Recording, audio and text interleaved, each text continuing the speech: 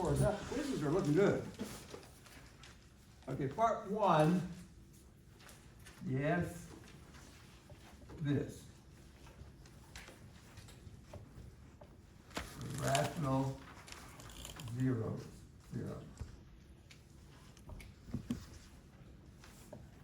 I'm going to put on the side here, guys, just for us. It's P over Q. That's what it comes down to. The entire statement's written on your handout. We will not prove it, but the statement is there. Notice it says rational does not include irrational or imaginary. Now, can you get irrational and imaginaries for your polynomial function? Of course you can. But using P over Q will not lead you into imaginary. You may get imaginary some other way.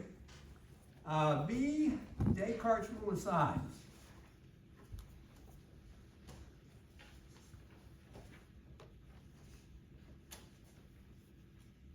And we all know how to count the number of variations and signs there. C, I'm trying to think what else we did. Yes, we did this. The intermediate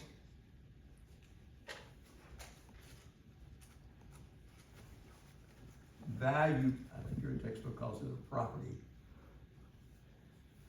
The intermediate value property. And I think, I don't want to leave anything out, the one I have not really looked at with you guys, it's going to make sense, is one called this, the conjugate pairs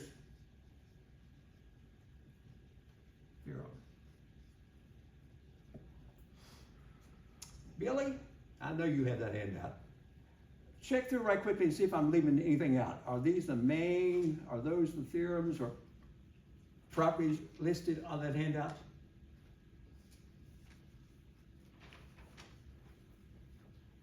Yeah. That's it. Okay, so guys, these are the theorems you'll be using or statements you'll be using on Wednesday's quiz. Now, let me jump down before I try an example. Really, if you don't mind, she always helps me out here. Would you read, now this is like you going to a calc class, and you open the text, or you probably opened the text before you got there, and you read this, and you try to make some sense of it. Billy, read that to us. The conjugate pairs theorem.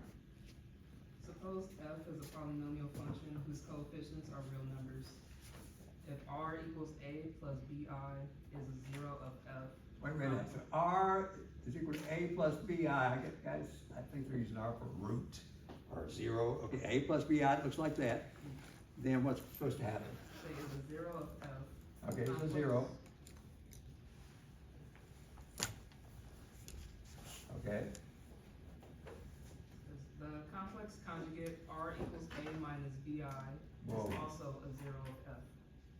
So they're saying immediately that also has to be a zero.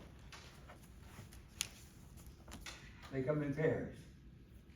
So guys, if you see one written as a plus bi, immediately, if it is a zero, you can say without additional worry that also a minus bi is a zero.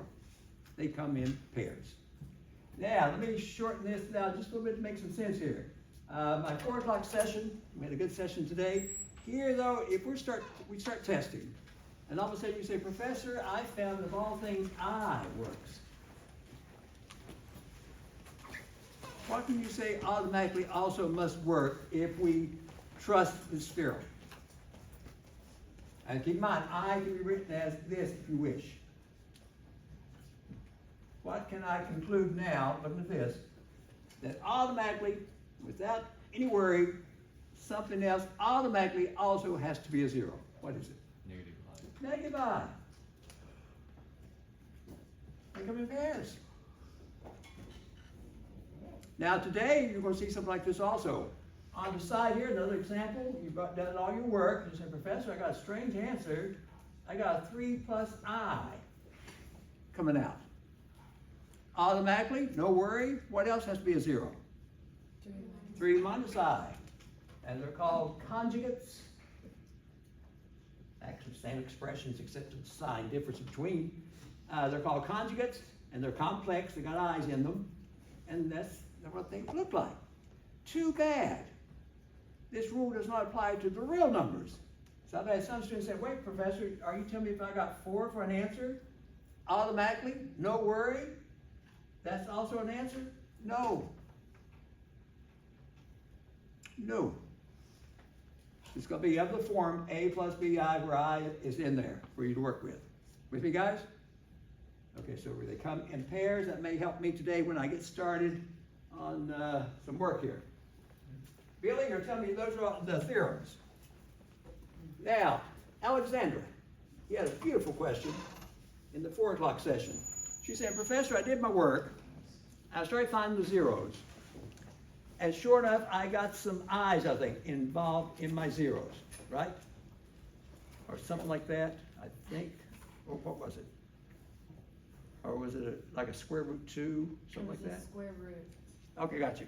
She said, Professor, I found my zeros, and they came out look like something like this. I'll just make something up here. And all of a sudden, let's say negative radical 2. She got those. I said, you're expecting 4 zeros, and she got those. Now she says, Professor, I can sort of understand that, those two. That would probably come from me testing the P over Q with synthetic. So the -1 and the 1/2 probably come from here. And then she says, wait, Professor, I've never seen a radical come from P over Q. Have you guys ever seen a radical in the possibilities to test? No, you'll never see a radical. But could it come out for an answer at the end? Yeah, because what type of numbers are those radical 2's? Give me a word. How would you describe a radical 2, a radical 3, a radical 5?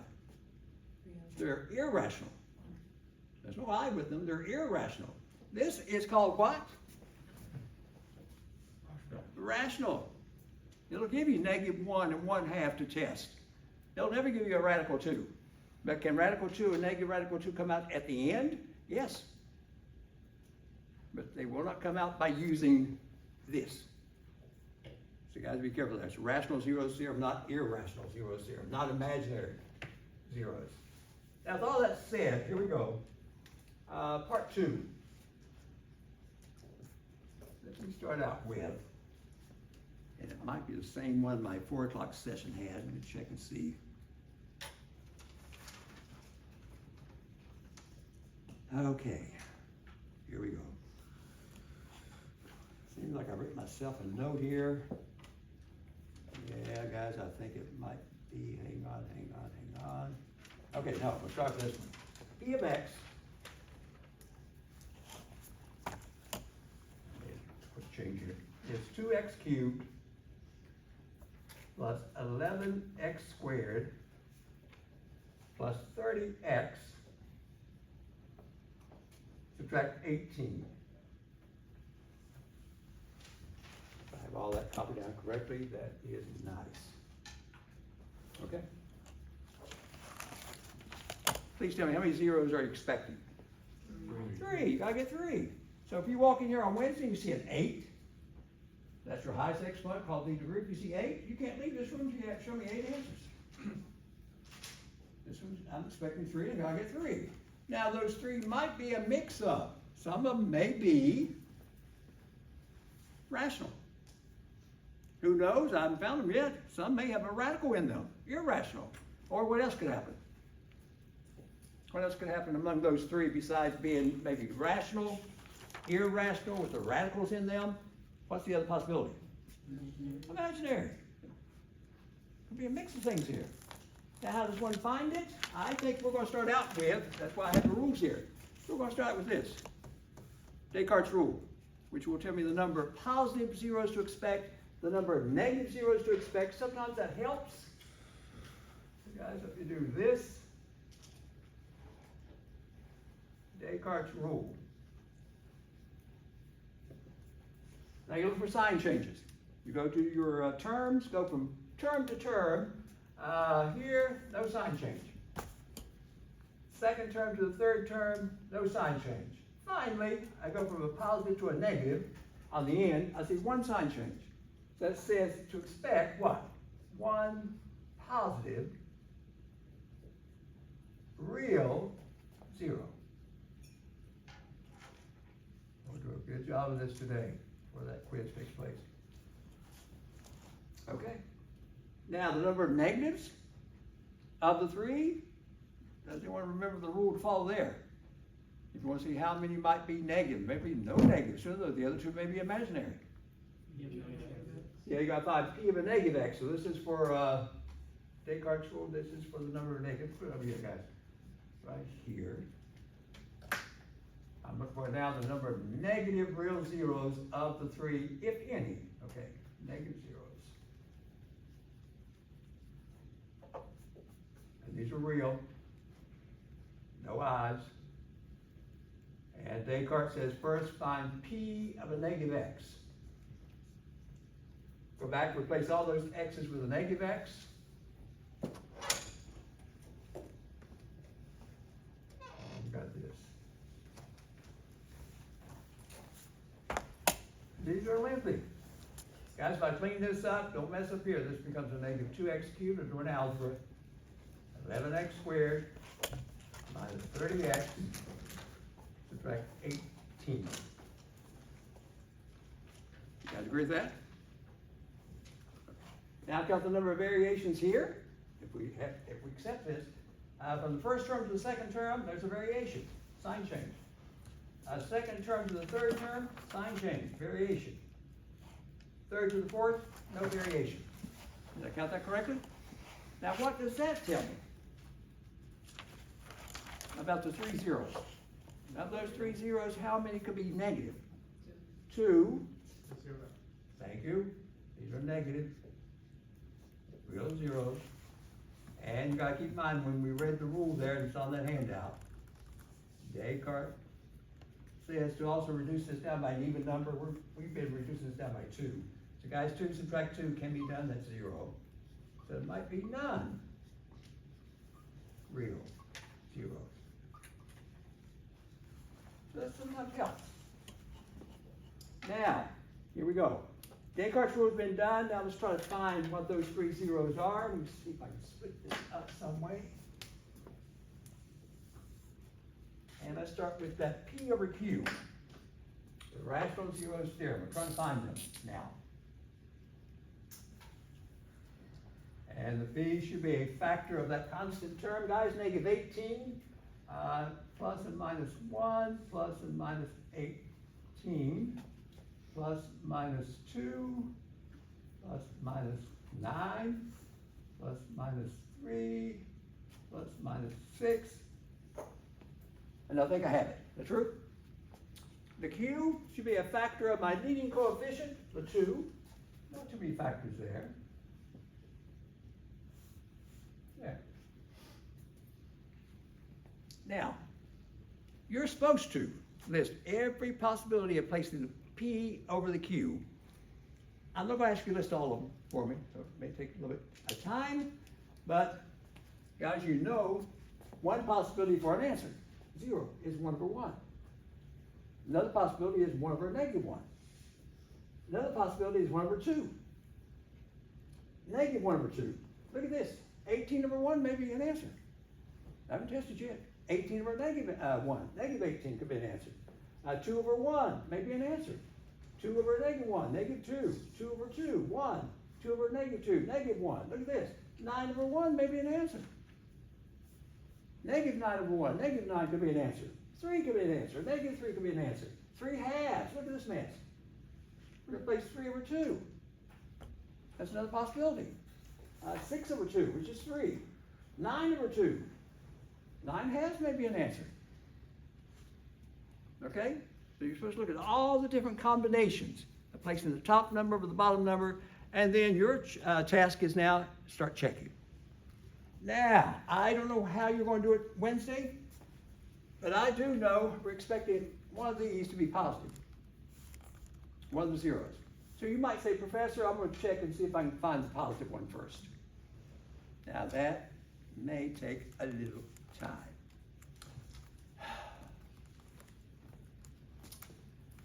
First, let me ask the class, and I'll test it. Does anyone have an idea? Now, I'm looking for the one positive, guaranteed, one positive real zero. It could be 1 over 1, which is 1. It could be 1 over 2, that's positive 1/2. Positive 1/2 may be the answer. 18 over 2, 2 over 2, 9 over 2. Does anyone see a positive coming out? Now I'll test it and see if it works. Isabella? 1/2. Hang on just 1 second. She says, Professor, test 1/2. My synthetic. If I go back to my polynomial, I've got 2, 11, 30, and -18. Guys, always a 0 here, 2. Product, 1/2 of 2 is 1, it gives me a 12 when I add them up. 1/2 of 12 is 6, that gives me a 36, and look at this. 1/2 of 36 is 18, and she is 100% correct. So of the 3 zeros, with her help, 1/2 is the positive. These 2 are missing at this point. Gotta get 3. Now, can someone tell me, should I do additional testing? And you see me do this in class. May I now say, wait, Professor, now we'll start testing and stack this up. And now, since you have the positive out of the way, maybe I can test a negative. Or did we luck out here? Or does someone have a negative number you think would work? If so, I will test it. Mr. Khan? -1. -1? -1/2. Oh, -1/2. -1's half possibility. Here we go. 0, 2. This product is a -1. Now we'll get 11. Let me step back and make sure my math is correct there. Is that 11, guys? Now I'm scared because 1/2 of 11, not nice. It's going to give me a fraction. I can't deal with that fraction there. But that would be a possibility though. But it didn't work. Does anyone have one that might work? And I'll test it. And I know what some of my students are thinking. They're thinking, wait, Professor, you've lucked out here. I think I see something you could do here and do no additional testing. But just out of curiosity. Does anyone have another or a negative possibility? The -1/2 did not work. Does anyone have another one? Okay. Then what we did, which is not going to happen Wednesday, this one's too easy. But what can happen is students are saying, Professor, don't do additional testing on this one. Can anyone tell me what these numbers represent? At this point, since I started out with a cubic, which means 3 zeros, I've already discovered 1, so I'm down to 2. Must this represent a quadratic to find the other 2? You could just pull those numbers out and say, Professor, this means this.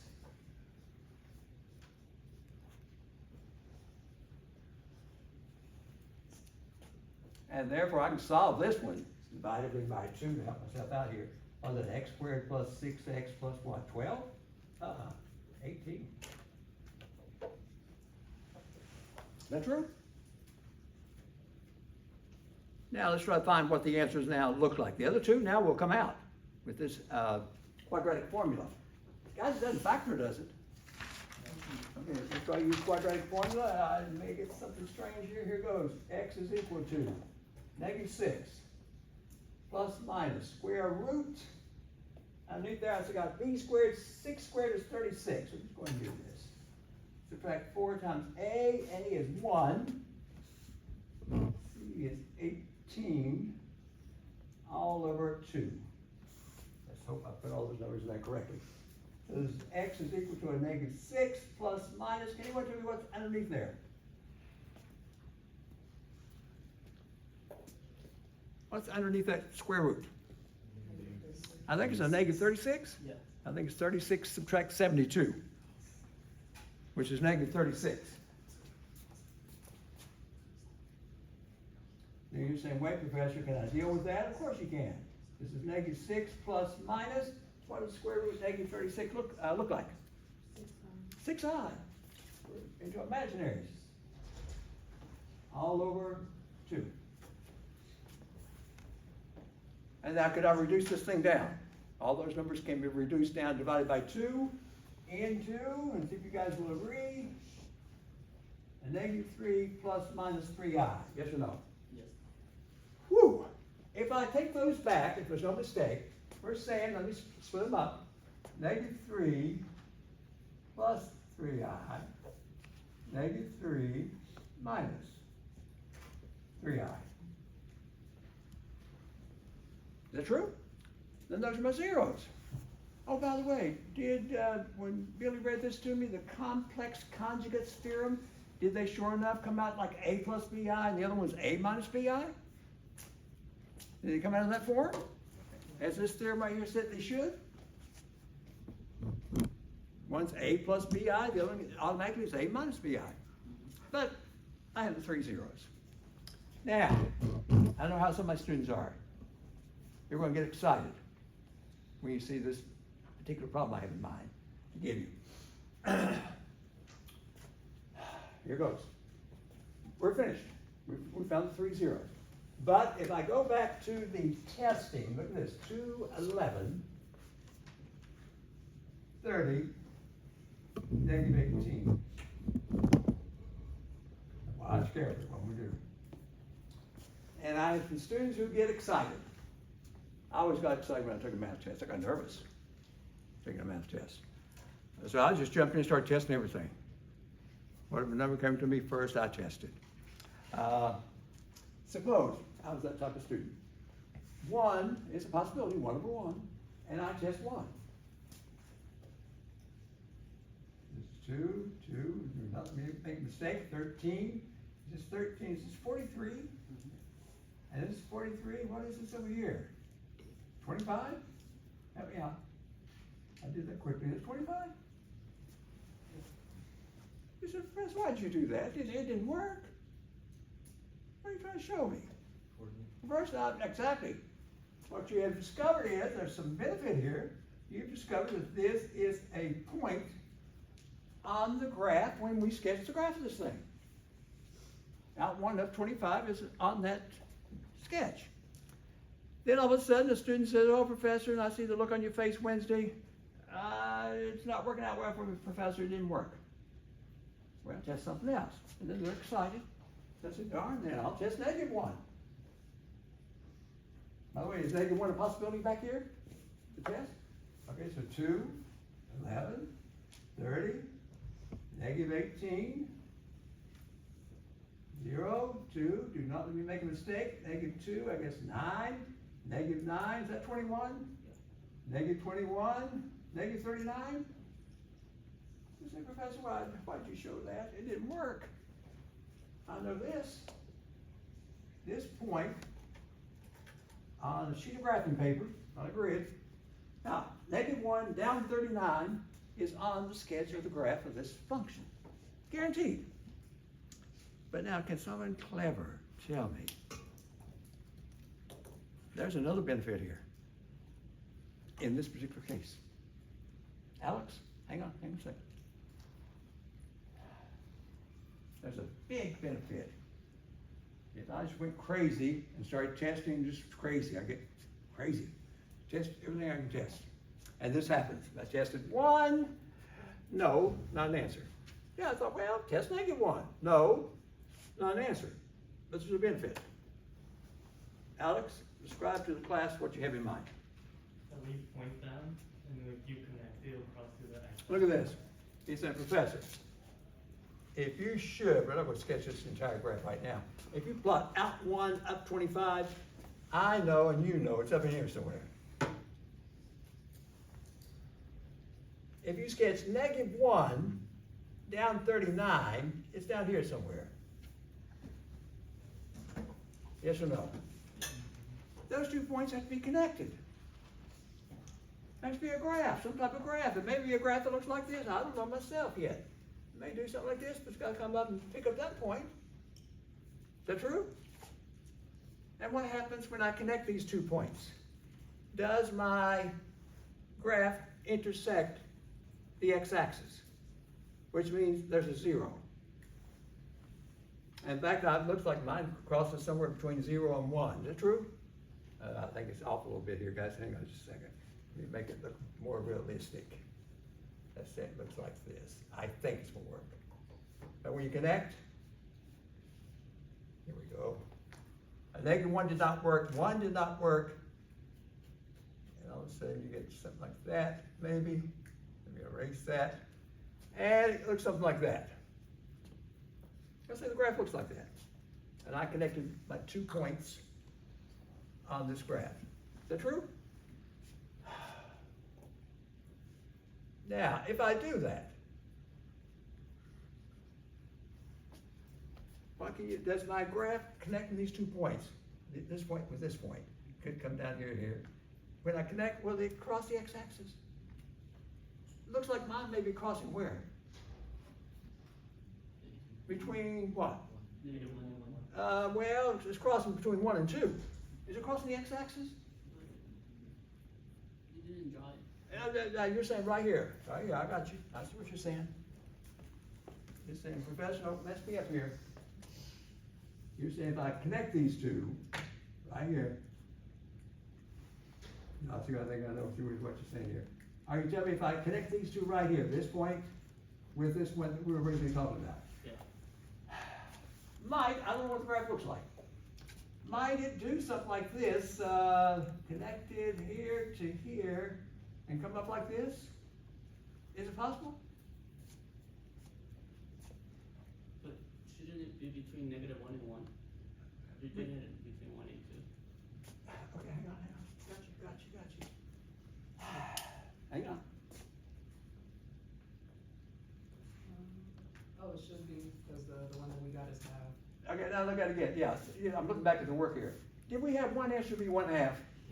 So if this thing were drawn to scale, that's what you're looking at also, Ignacio. If this thing were drawn to scale, I'll just connect the points real quickly. Might it, when I connect those 2 points, might it connect something like this?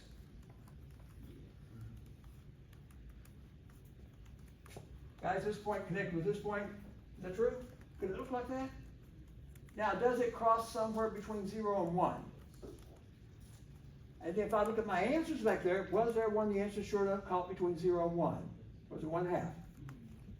So if I had noticed that, sign change, that's all it is. If you see a sign change, right here, between these 2, as Alex described, one's above the x-axis, the other one's below the x-axis. To connect the 2, must not cross the x-axis. So it says, watch out then, go back and check a number that crosses between, and test it. And make it work. Make sense? Woo! And what's that called? I think it was right here. The intermediate value property. Okay, Alexander. So when we're asked to find an interval, that means Read it to me. Read it to me. the definition. Yeah, now. Let f denote a polynomial function if if a is less than b, and if f of a and f of b are of opposite sign, there is at least one real zero of f between a and b. So if those 2, it comes down to if those 2 are different signs. As Alex described, there's one above, one below. When you connect those 2, which you've got to connect, you're going to cross the x-axis somewhere. And if the graph were drawn to scale, you can see almost exactly where. Yeah. So my question would be, we choose our own numbers to plug in. You mean numbers like this? Yes. Yes. And would hope. Yes. So- And who knows? You would say, Professor, I see right now it's not going to be a 0. You may want to stop early. So I'd see, as soon as I saw 43, I might be tempted to say, there's no way I'm not going to get 0 here. So there would be multiple. Yeah, so you may reject that and say no. But another student may say, no, I'm going to carry it on out. I know it's not going to work. I got a 40, what was it, 43? 25. A 25 on the end, I'm going to go ahead and carry it out just to see what it looks like. And then you say, well, I'm going to test -1. As soon as I got there, I think, I know I'm not going to get a 0 here. I'm going to just quit.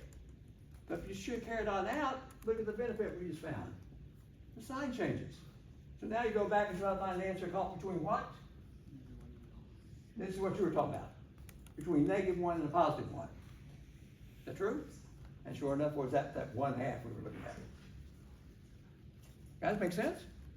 So if you see a sign change, you're guaranteed there's an answer caught between those two numbers, in my case, on this rough sketch, caught here. And I made mine cross at 1/2 because I think we found 1/2. Didn't we find 1/2 to work earlier? Now, could it cross more than once? Yes. Mine did not, but it could do something crazy. It might do something like this, go up.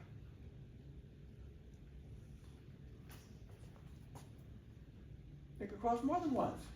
If it does, then these are zeros. These are answers. Does that help? Okay.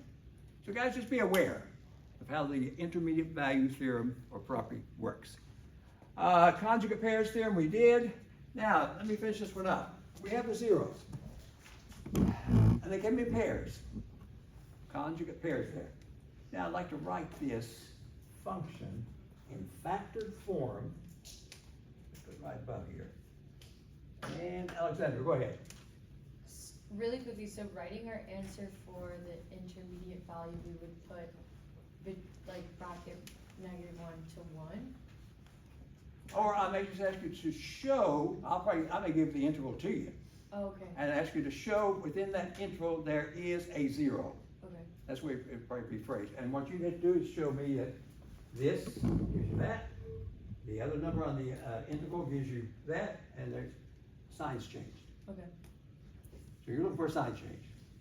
If the sign changes, you're guaranteed there's at least one answer caught between, in this case, -1 and +1.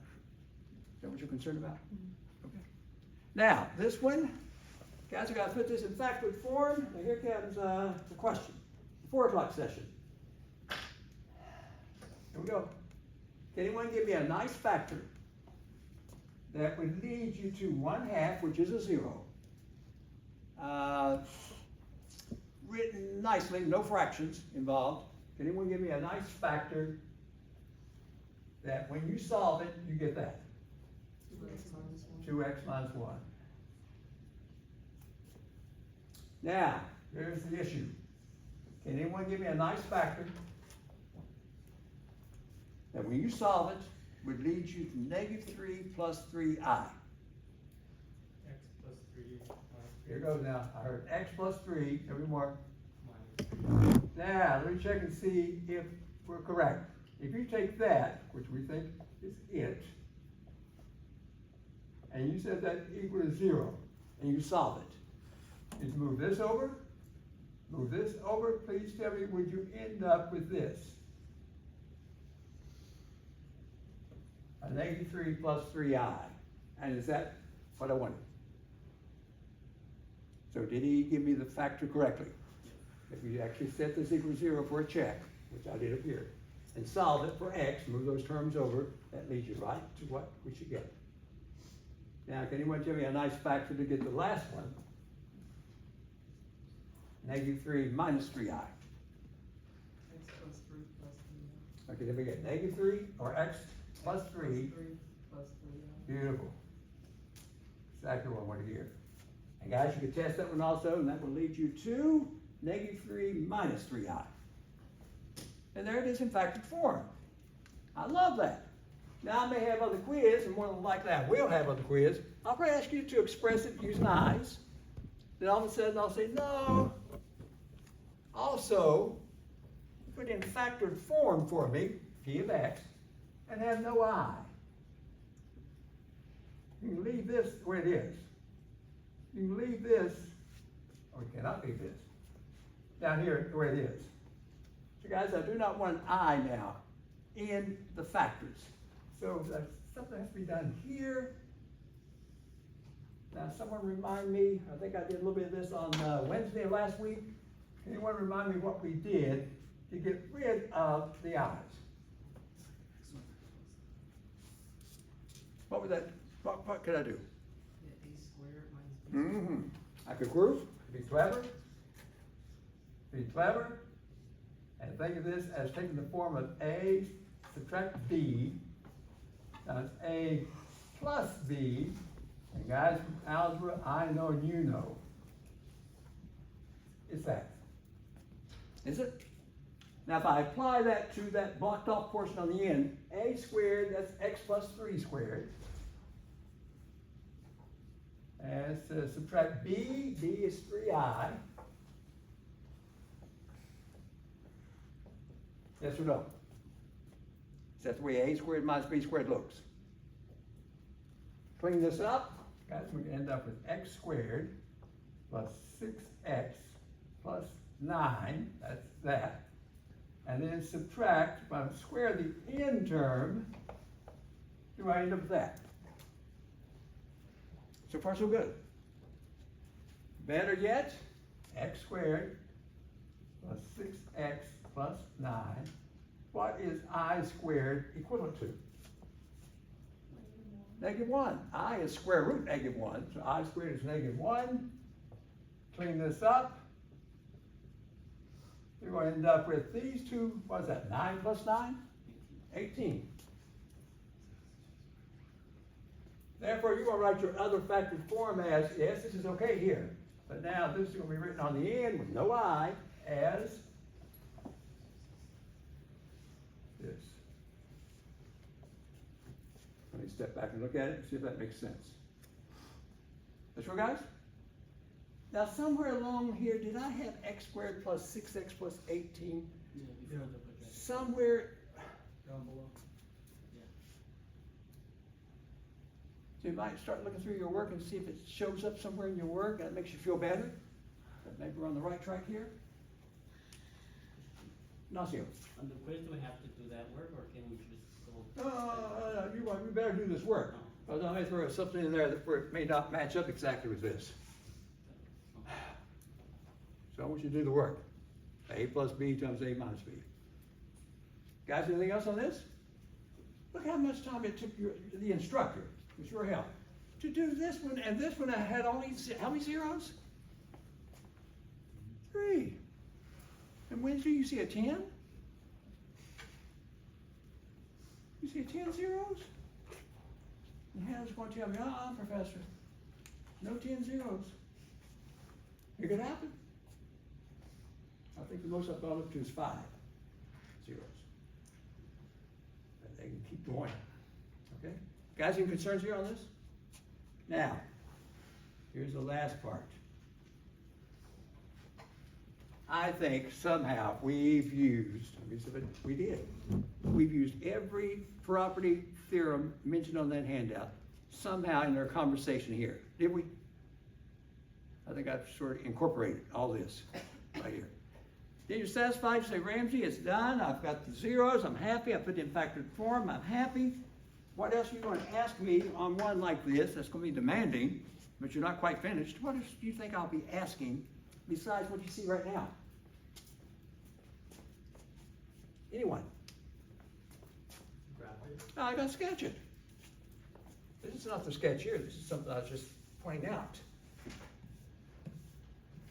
Yeah, I want to see a sketch of this. Here goes. The guys on the side here.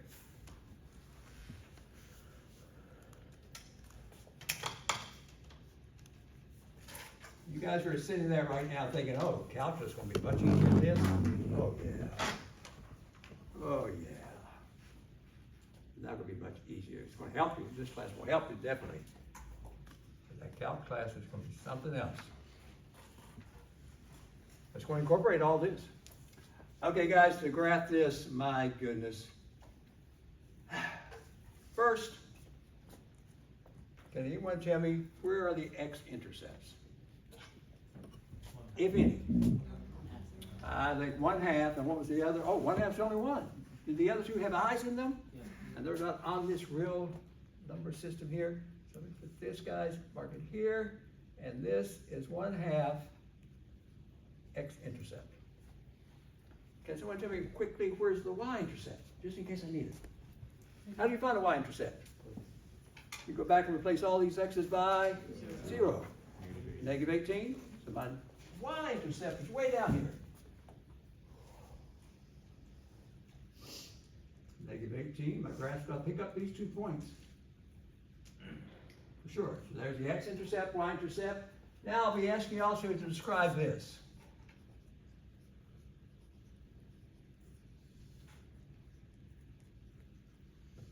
The end behavior. Now, to use my calc notation, I want you to answer these questions for me. Find the limit as x gets large, x is approaching infinity, of my polynomial function, and the other end would be written, find as x is approaching negative infinity of my function, and we'll get those out of the way. Now, can anyone recall from last week how to answer, let's say this one. As I make x get large, I'd like to know what's my graph doing on the end, and that would help me. Do you want to recall how to find that? Look at the paragraph. What does it depend upon? It's one thing it depends upon. What is it? Paragraph. Tell me again. Paragraph. Hang on. The first term. The first term. Oh. The first term will guide you as to what this graph's doing. By the way, is this a cubic graph? Yeah. Some of my students may say, wait, Professor, I know what a cubic graph does on the ends. This one should behave just like a cubic graph. And what's that? Professor, I think on this end it's going to do this. And on this end it's going to do that. You guys agree? That's what a cubic graph does, it. But just in case, if I look at that first term, and Ignacio, that first term I think was what, 2x cubed? Yeah. That's what determines the end behavior. Now what I'm going to do, I'm trying to answer these questions. As you make x get large, big numbers, as you replace x in this with large numbers, and besides the large number being put in, you're going to cube that large number. Does that make it get larger? Then times 2, even larger. So what do you think would be a nice response for what's happening here?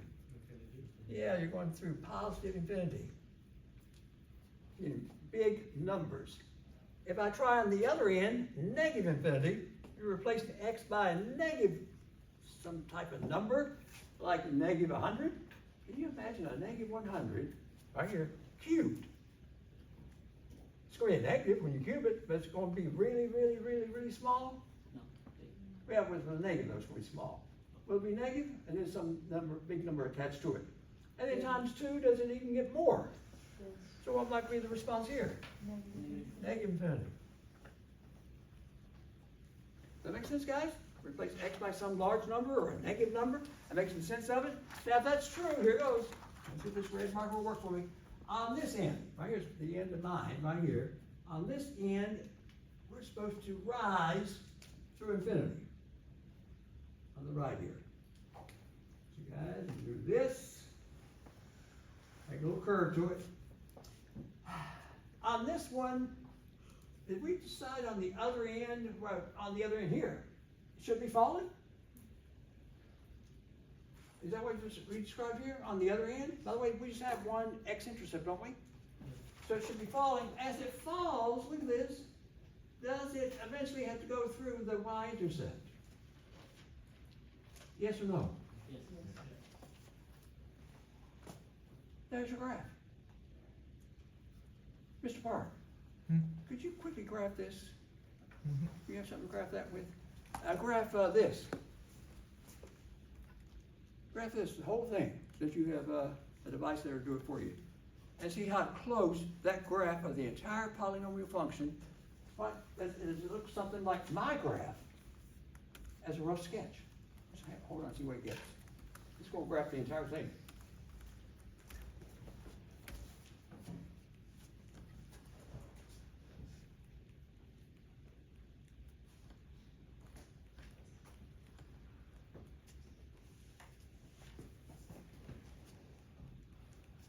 It looks like same. It looks same. Now let's see. You sure you put that in there right? Let's check. Where is it? Whoa, we are good. I had no graphing device. You guys had no graphing device to use, did you? He says this is it. Now what is it? He put the whole thing in. He graphed the entire function. I just graphed the first term. Did I just look at sort of the first term?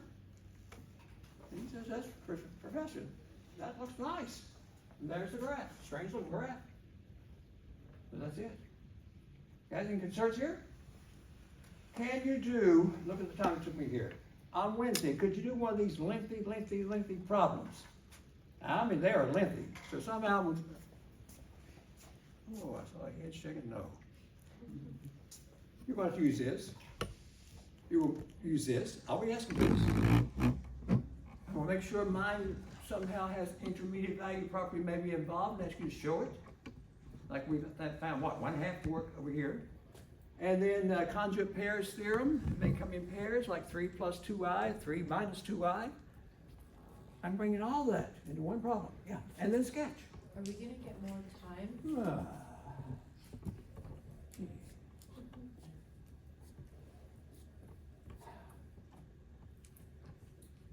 Probably 35 minutes.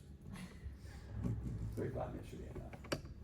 For just that one problem. What's going to slow you down though? Yeah, I've got to be very It's gonna careful. be one, right? I'm not- Yeah, 35 minutes for just that one problem? Oh, for one problem. Oh, you think I'm going to skip one problem? Oh, yeah, see the trouble here, Alexander, class. Some students may get caught early on when they're searching for the zeros and they start testing and they did not find 1/2 as quickly as another student did. That worked.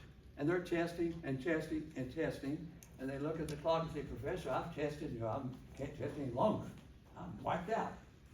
And they look at the clock and they got 5 minutes left. And they haven't found one of the zeros. That's the issue, so I gotta give you a little time to think about it. So it might be just one problem with a little additional one little other type. Okay? Because these things are lengthy. And you gotta sketch it for me. Now this one I looked at before I came to class. I saw my work I was going to do today. Guys, and you can do it. This one's a little strange. He says the graph looks pretty good though. I like those that have more than one x-intercept. In other words, they have more than one, where was it? One real zero. So the graph looks more like, it could look something like this. Mine's finished. It may look something like this. More what you're accustomed to. That true? Now before I take questions, let me label this real quickly. Oh, I'm glad you guys brought this up. -2, let's say this right here, this point is at -2, and this is, let's say, at 3. Can anyone tell me what the function I'm thinking of that may have this graph, what might, roughly, that polynomial function look like? That may have a shape like that. Help me out. X plus 2, and by the way, I notice it touches and does not cross. Yeah, that means what? It touches, so there should be an even exponent. And Alexander, are you telling me it might be that? And I threw in this one, crosses at 3. So the factor would be x minus 3, understood to be raised to what, an odd? In this case, 1, if it crosses. And that's it. Now, could you find, like you did on that last quiz number 4? I think I asked you guys to find, I think it was quiz number 4, to find the A. Didn't I ask you guys to find the A sometime? I just give you an additional point on here, and you can just plug in and find the A there. We did this. Okay, so I hang going up. Where was it? Billy. So if we were to look at the first term of a polynomial function and the degree is an even number, then we would know the behavior is infinite, right? Love it. Love it. It would both be infinity. Tell me this.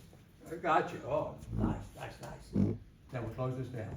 She's saying, Professor, suppose I notice that my first term in the polynomial function, that'd be more here, but the first term is x to the 4th, right? And she says the end behavior automatically in her mind has to be, when you start graphing, would the end behavior have to look something like this?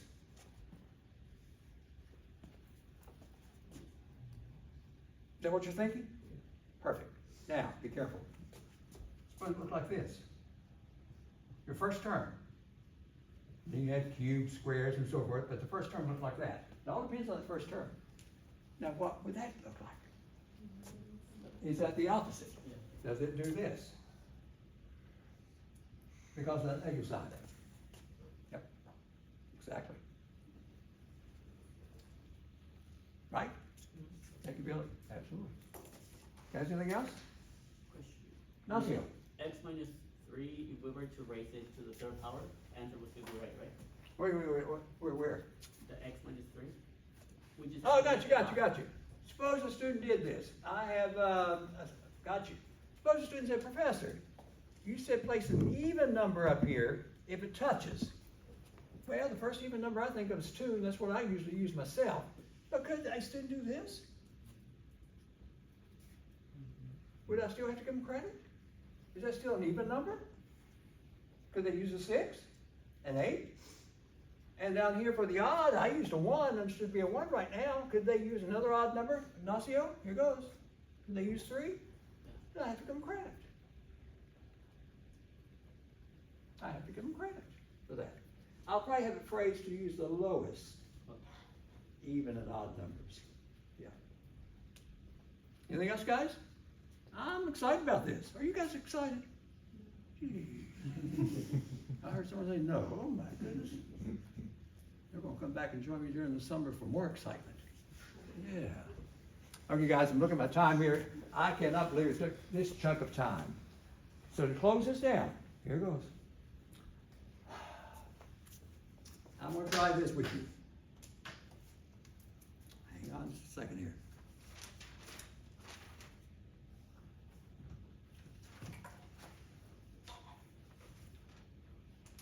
Am I ready for this? I think I am. Okay.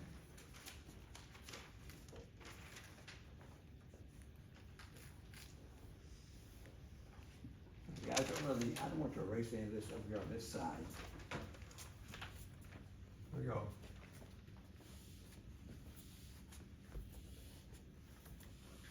Let me put it down here, and this is sort of going to close me down.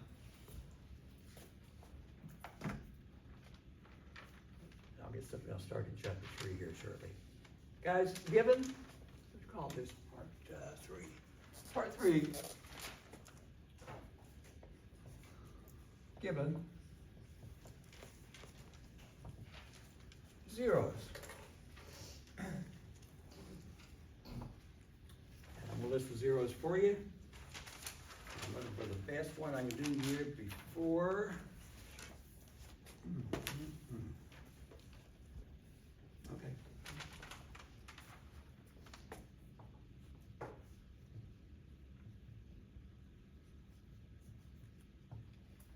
Those are my zeros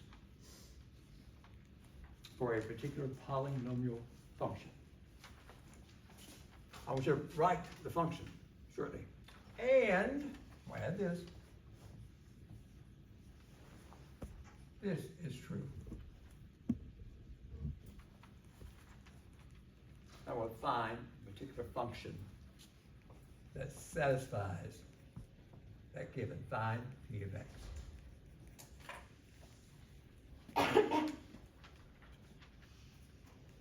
We're not going to graph this one. Just want you to put the pieces together. Guys, start with p of x is equal to, and I think you guys can help me. Please tell me, in factored form, I give you this.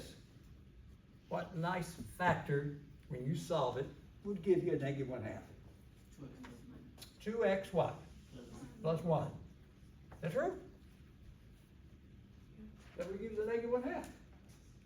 Then you got to think, it's got more here. What nice factor would give me a 4? X subtract 4.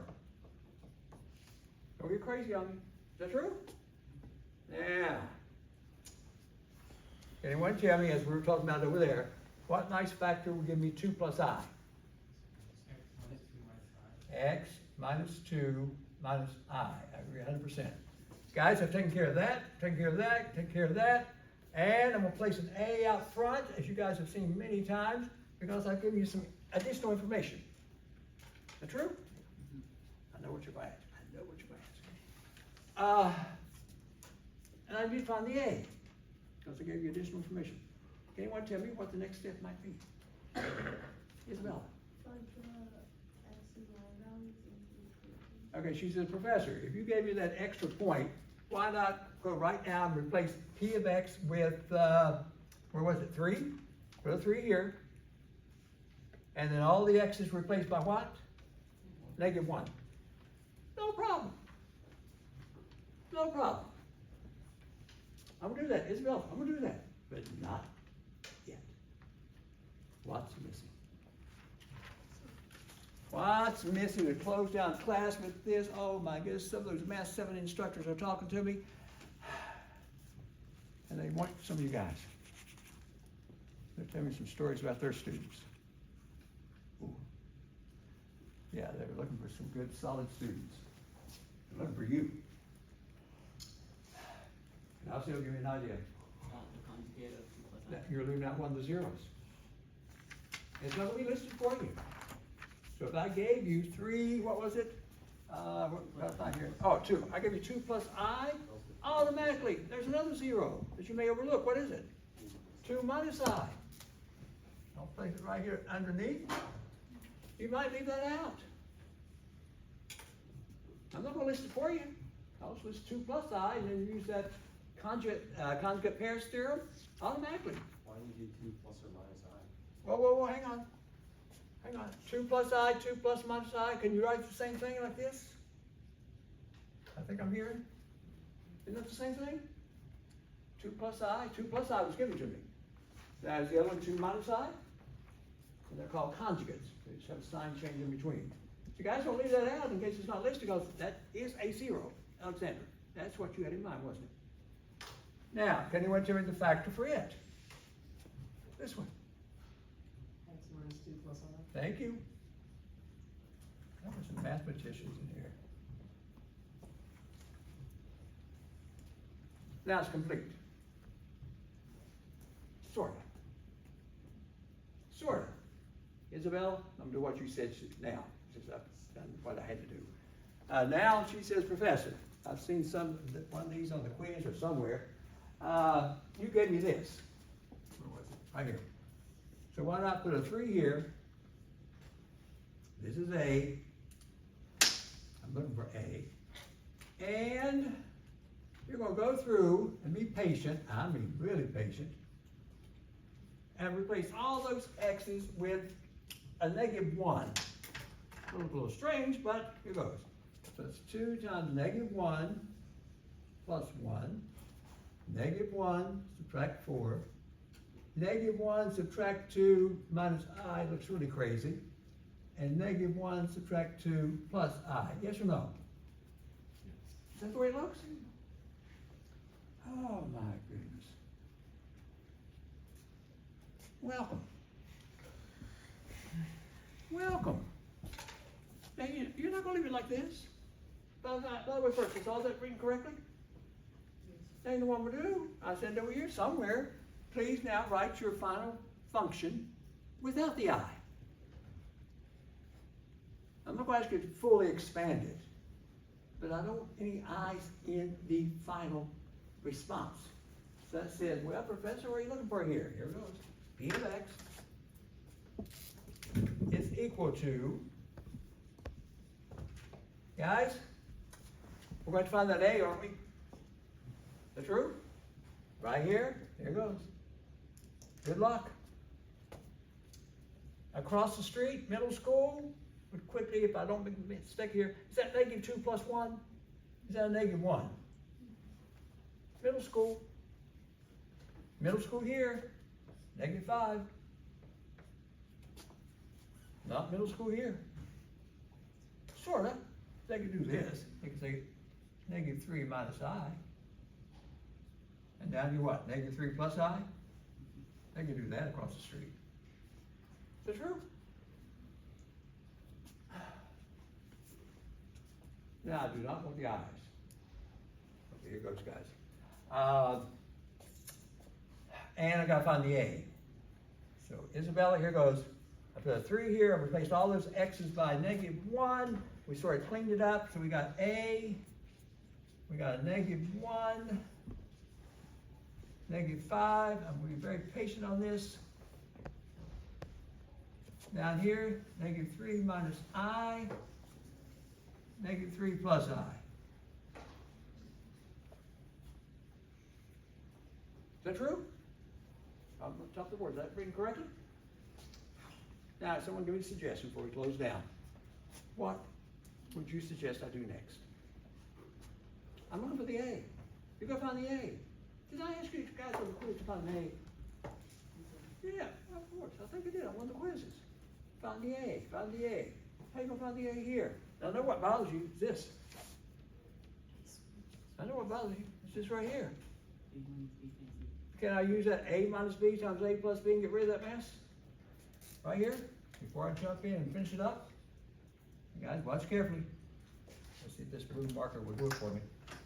Okay, Ignacio, this is sort of like A minus B, I guess times what, A plus B? That's the form it takes. So if you want to get rid of that, this is equivalent to A squared minus B squared. Guys, in this case, that is -3 squared.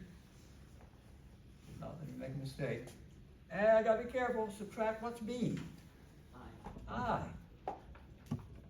Jeez, you guys agree? And this becomes what, 9? Subtract I squared, 9 squared is equivalent to what, -1? Does that come out to be a 10? Are you kidding? That mess on the end must be a 10. The eyes are gone.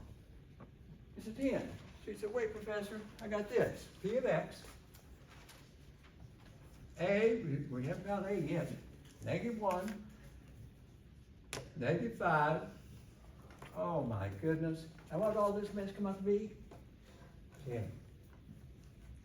On the end. Yes or no? Now, can I easily, from middle school, find the A? Of course. It says I have P of x is equal to, and what was that P of x, 3, was it? I want to put that 3 there. Guys, all this, help me out. Is that positive 50?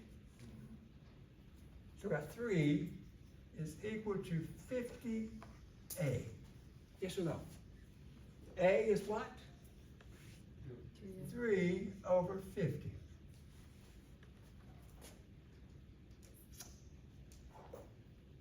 What's my final answer? I said find P of x. What's my final answer? Out front is 3 over 50. 2x plus 1, still there. X subtract 4, still there. I could have these two. If I say leave the i's, you write these two. If I say do not leave the i's, well, I think we had what to come out over here somewhere? Or did we have it? Guys, what do you think these two multiplied together? Real quickly, A minus B times A plus B. For these two on the end, if I say do not leave an I. X squared minus 4x plus 5. Thank you. So it's x squared, is it minus 4x? Plus 4 minus a -1, isn't it? Did you guys follow that? Is it x squared minus 4x plus 5? If you multiply it out? Yes or no? Oops. I did it quickly. It's a way, Professor, to make this fit into the problem program tonight. A minus B times A plus B. That's the form it takes. Which is, again, A squared minus B squared. In this case, that's x subtract 2 squared. That's A. B is I squared.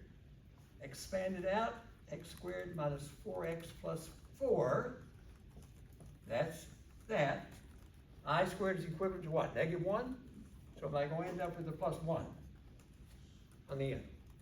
Which altogether is what? X squared minus 4x plus how much? 5.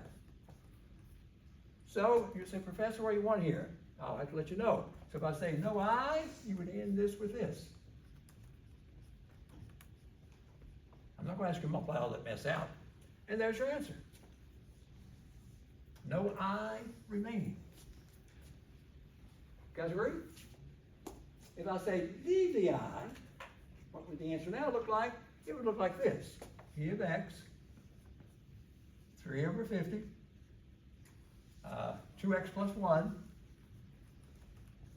x subtract 4, here goes, x minus 2 minus I, x minus 2 plus I. Would be the other version, with the i's. Is that making sense? The way we did it? Jeez, this should be your favorite class. No, seriously, this is your favorite class, right? It better be. Billy, this is your favorite. Math is always my favorite. Always. Math's always our favorite. Yeah. Bella, I know it's your favorite. Alexander's already told me it's her favorite. Somebody else told me it's her favorite. Mr. Park, don't you remember these days back in Math 2? Mr. Park just smiled every day he left. Hey, Susan, you were in that same class. Remember those smiles? Yeah.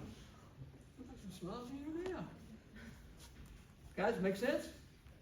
Well, you got a quiz to look forward to on Wednesday. Most of chapter 3 is done. So when we get back from the break, it's going to be a different topic. There's a different handout to finally finish up chapter 3. Guys, any concerns here, though? Does it make sense with the way we approached it? I'm surprised, as you know what, the graph I did up there looks so much like what the graphing device said it should look like, right? Nice. Okay, guys, take your, 10-minute break. Now, if you did not get your quiz, I'll get your quiz back to you. Excuse me. Can I ask about the extra quizzes? I couldn't understand that one you mentioned at the beginning of the class. Is that first, it takes all